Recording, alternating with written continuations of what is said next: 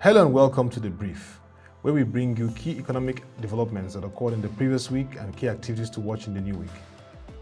It is the second full week of December 2022 and the announcement by the Central Bank of Nigeria on its new policy mandate on over-the-counter cash withdrawals by individuals and corporate entities and the use of ATMs has generated debates across the country on the timeliness, essence and value to economic activities and financial inclusion.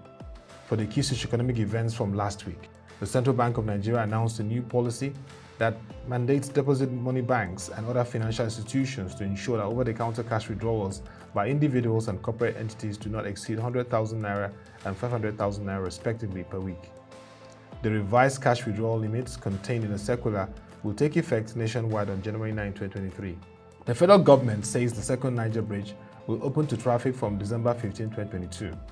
Minister of Works and Housing, Mr. Babatunde Raji Fashola SAN, ordered the opening of the bridge, which is 95% complete, to ease traffic during the Christmas and New Year celebrations.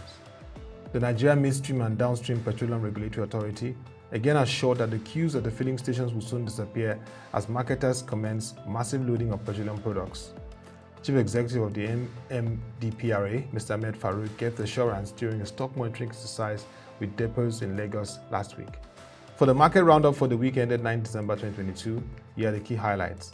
The equities market recorded mixed performance as the listed equities market NGX recorded a gain of plus 1.26% week on week, and the NSE OTC closed negative with a minus 0.04% loss.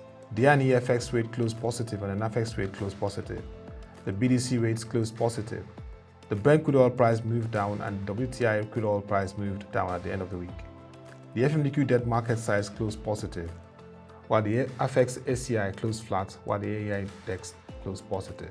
From what to expect from the markets by ProShare. For the money markets, analysts expect the new Naira notes distribution this week should pull down the rate as liquidity improves. For Treasury bills market, analysts expect the buying interest should persist. In the secondary market, analysts expect the FG bond primary auction should generate a quiet market throughout the week.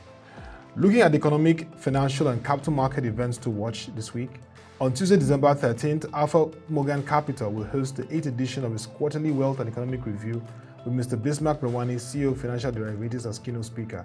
Mr. Ade Buramo, Group Managing Director, Alpha Morgan Capital, is the chief host, and the webinar is scheduled for 10 a.m.